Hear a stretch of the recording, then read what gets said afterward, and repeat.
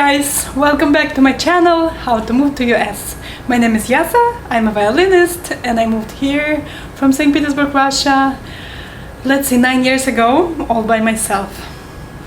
I live in Florida, so the topic of the day is, do you need to have a car in US? So if you live anywhere in Florida or in California or in any other city that is not a big city like Washington or New York, you would definitely 100% would need a car. I'm from Saint Petersburg again, and my entire life I was just using subway. We have beautiful, absolutely gorgeous, most beautiful in the world, I'm biased, subway, and we have great transportation, public transportation. So I never needed a car. I never drove. I never thought in a million years that I will. Now, when I moved to Florida, first couple of years I lived on campus, so that settled it, that covered it, because I didn't need to go around much. So I would just carpool with friends if I needed to go to concerts and performances, and the majority of time we would just spend on campus practicing. Musicians, crazy life of musicians.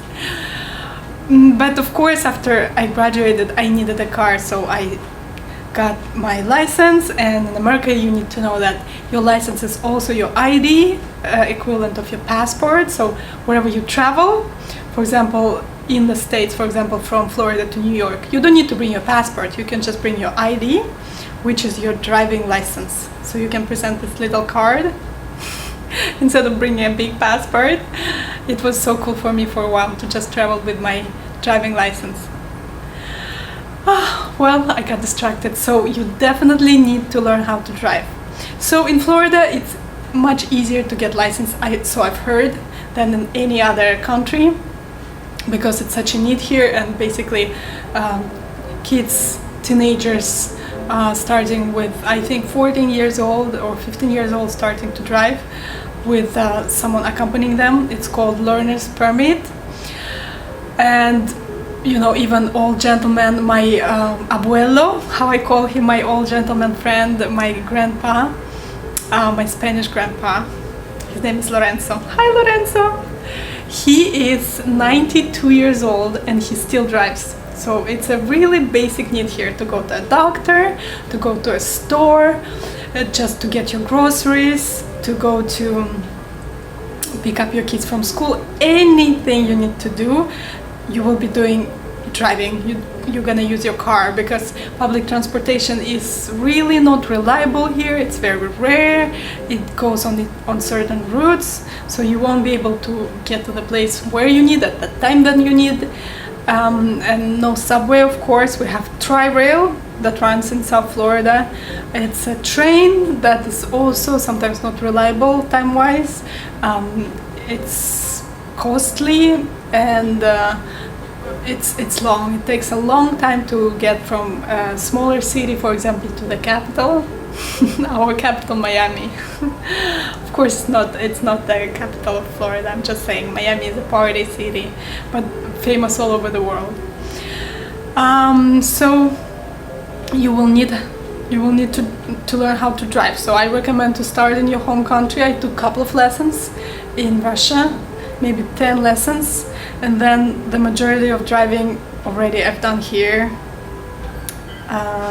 prior to your exam. So what you need to know, to be able to pass the exam, you have to bring your own car. So you either rent a car or you ask a friend to lend you a car, because you have to pass the test with your own car, and no one is giving you a car to do that.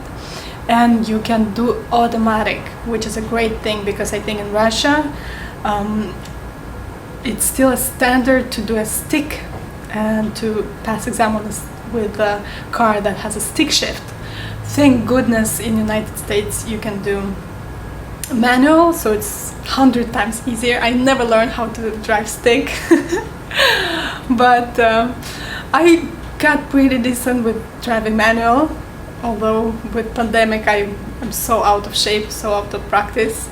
But as any skill, you know, once you start doing it again and start practicing, you can pick it up easily.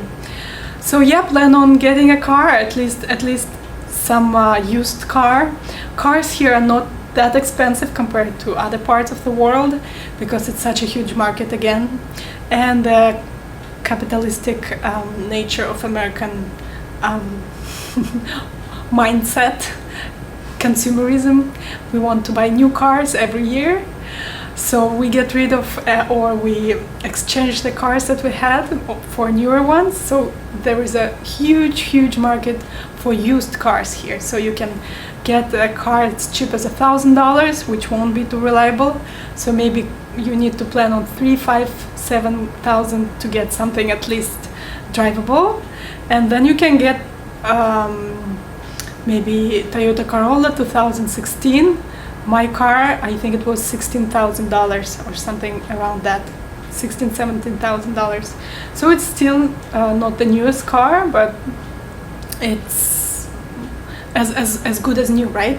They say with cars you just need to get a 1 or 2 or 3 years used car. That would be the best deal, because the new car, it's too expensive and lose value just the second you leave the parking lot or dealership, right?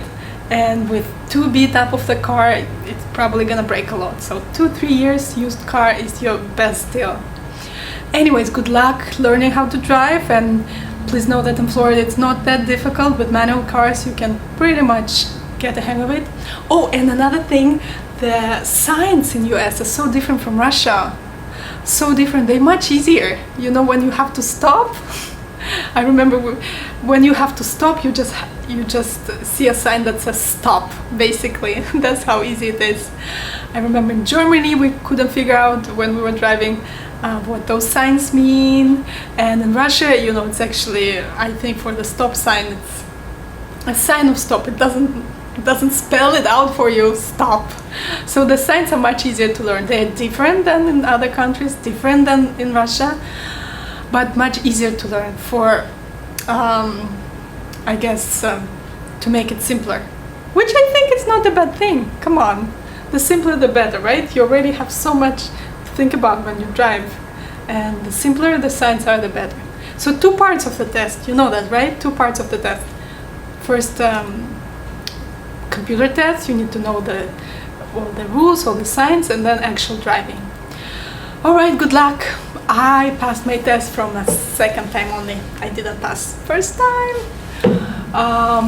The car that I used was my friend's car, my abuelo Lorenzo. Hi again. It was too big, it was Cadillac. I couldn't maneuver it well, it was too big for me. So practice the car that you're actually gonna use for the test. My biggest advice for that.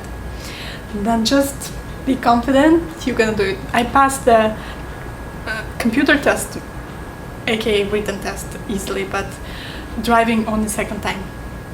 So you lose some money, but you can come back as many times as you need. And then you have to renew your license, of course. So I'm wearing glasses in real life. Yeah, this is real life. I'm wearing glasses or contacts for performances, right? So with glasses, it has to say that I'm eligible to drive only in glasses or contacts. So that's the thing. Another thing, you can be organ donor. So for example, if you say it on your license in times of need, when you got into an accident and you unfortunately in crucial condition and there is nothing they can do for you, at least they can use your organs to save someone else, which is a nice thing. I don't believe in theories that they harvest corpse and organs and they're just gonna, you know, get your organs even if you're still alive. No, I don't think so. It's a good thing to be an organ donor. I am. I invite all of you to follow my example, an example of millions of Americans. This is a good thing. Alright, so you definitely need a car to live in anywhere in America except a big city like New York, Washington, or Boston. So Florida is definitely, in California, 2 big driving states. I'll see you again soon. Alright, see you at my channel, How to Move to US. Please subscribe, and I hope I'll see you again soon. We're having fun, right? Bye!